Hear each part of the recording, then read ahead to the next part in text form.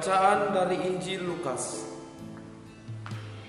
Sekali peristiwa, ketika beberapa orang berbicara tentang bait Allah dan mengagumi bangunan yang dihiasi dengan batu yang indah-indah dan dengan berbagai barang persembahan, berkatalah Yesus, "Akan datang harinya segala yang kamu lihat di situ diruntuhkan, dan tidak akan ada satu batu pun dibiarkan terletak di atas batu yang lain." Lalu murid-muridnya bertanya kepada Yesus, "Guru, bila manakah itu akan terjadi?" Jawab Yesus, "Waspadalah, jangan sampai kamu disesatkan. Sebab banyak orang akan datang dengan memakai namaku dan berkata, 'Akulah dia,' atau 'Saatnya sudah dekat.' Janganlah kamu mengikuti mereka.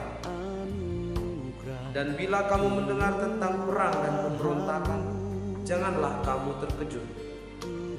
Sebab semuanya itu harus terjadi dahulu, tetapi itu tidak berarti kesudahannya akan segera datang." Kemudian Yesus berkata kepada mereka, "Bangsa akan bangkit melawan bangsa, dan kerajaan melawan kerajaan. Akan terjadi gempa bumi yang dahsyat, dan di berbagai tempat akan ada penyakit sampar dan kelaparan. Dan akan terjadi juga hal-hal yang mengejutkan dan tanda-tanda yang dahsyat dari langit. Tetapi sebelum semuanya itu, kamu akan ditangkap dan dianiaya.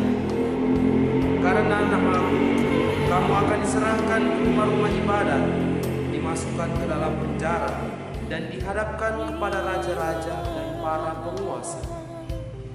Hal itu akan menjadi kesempatan bagimu untuk bersaksi. Sebab itu, tetap teguhlah dalam imanmu. Jangan kamu memikirkan lebih dahulu pembelaanmu. Aku sendirilah yang akan memberi kamu kata-kata hikmat, sehingga kamu tidak dapat ditentang atau dibantah lawan-lawan. Kamu akan diserahkan juga oleh orang tuamu, saudara-saudaramu, kaum keluarga dan sahabat-sahabatmu, dan beberapa orang di antara kamu akan dibunuh.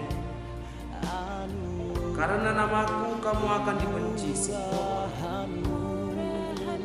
Tetapi tidak sehelai pun dari rambut kepalamu akan hilang. Kalau kamu tetap bertahan, kami akan memperoleh." Demikianlah sabda Tuhan. Pace e bene, para saudaraku terkasih, pada pekan biasa ke-33 ini, kita disegarkan dengan bacaan-bacaan yang berbicara tentang sikap iman Kristiani yang harus ditunjukkan pada hari Tuhan. Dalam bacaan pertama dari kitab Maleakhi, kita dituntun oleh penulis untuk menunjukkan sikap iman yang sehat. Maksud dari sikap iman yang sehat dalam bacaan pertama tersebut ditunjukkan melalui tindakan beriman. Keterbukaan orang beriman akan berbagai hal atau peristiwa dalam kehidupannya yang tidak terduga menjadi penekanan khusus dari penulis. Sedangkan dalam bacaan kedua, Rasul Paulus memberikan pesan yang hampir sama dengan bacaan pertama, yakni tentang sikap iman yang harus ditunjukkan oleh seorang beriman. Rasul Paulus berusaha untuk menyadarkan umat di Tesalonika yang mulai terpengaruh oleh isu hari Tuhan. Berita tentang hari Tuhan yang mulai dekat membuat jemaat bermalas-malasan sehingga berhenti bekerja. Sikap ini mempengaruhi cara beriman mereka, sehingga kesusahan dan kesukaran hidup yang sesungguhnya memiliki nilai tersendiri tidak dihiraukan oleh jemaat. Dalam bacaan Injil, penginjil Lukas menampilkan salah satu dari dua khotbah Yesus yang bernada apokaliptik. Khotbah yang pertama dapat kita lihat dalam Injil Lukas bab 17 ayat 20 sampai bab 18 ayat 8. Dan khotbah yang kedua dapat kita temukan dalam perikop yang hari ini kita dengarkan. Penekanan yang digambarkan dalam perikop yang baru saja kita dengarkan adalah tentang kejadian-kejadian yang menakutkan yang mengawali peristiwa kedatangan kembali Yesus untuk kedua kalinya. Dalam bacaan Injil hari ini, Yesus menyatakan kesulitan yang akan dialami oleh jemaat Kristen. Dalam hal ini adalah gereja itu sendiri. Pengejaran, penganiayaan, dan berbagai hal buruk akan dihadapi oleh gereja. Yesus tidak merahasiakan realitas yang akan dialami oleh gereja. Bahkan Yesus tidak membicarakan tentang akhir dari pengejaran tersebut, melainkan Yesus mengungkapkan bahwa pengejaran akan selalu dialami oleh gereja dalam perjalanannya di dunia ini. Lantas apa pelajaran yang bisa kita petik dari permenungan hari ini?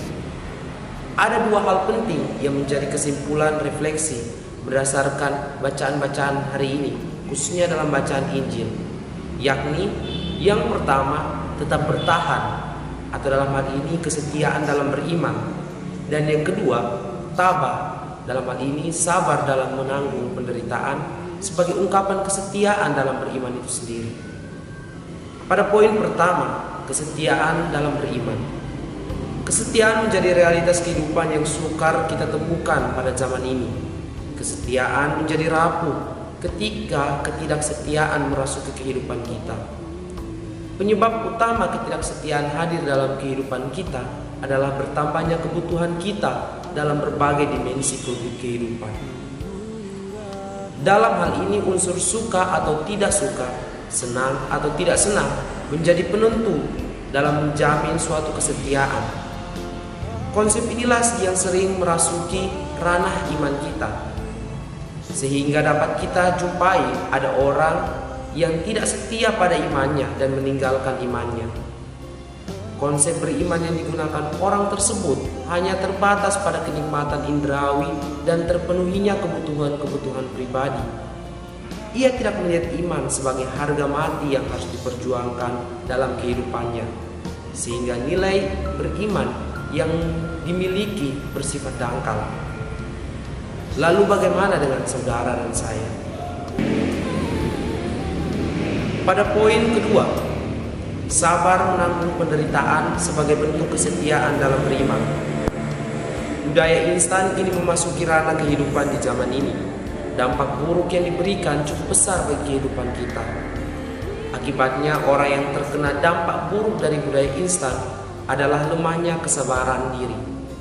Hal ini membuat orang tidak sanggup berada dalam penderitaan. Karena alasan tersebut, orang memilih untuk mencari dan menemukan hal-hal praktis yang mudah dilakukan dan serba instan. Ketidaksetiaan bisa saja terjadi sehingga membuat manusia yang hidup dalam pengaruh budaya instan mengharapkan sesuatu yang serba praktis dalam kehidupannya. Lalu bagaimana dengan kita yang adalah pengikut Kristus? Apakah kita juga menjadi salah satu dari orang-orang yang dipengaruhi budaya instan tersebut? Kedua poin tersebut menjadi bahan refleksi bagi kita dalam pekan biasa ke-33 ini. Semoga dengan bacaan-bacaan yang kita dengarkan pada hari ini, kita semakin diperkuat dalam menjaga kesetiaan kita dalam beriman kepada Kristus dan tetap tabah dan sabar dalam menanggung setiap penderitaan dan kesukaran hidup. Lari dari penderitaan bukanlah solusi yang baik bagi kita untuk menemukan nilai dari kehidupan itu sendiri, melainkan dengan melihat penderitaan dan kesukaran hidup sebagai peluang dan berusaha menghadapinya menjadi sarana yang tepat bagi kita dalam menjalani hidup.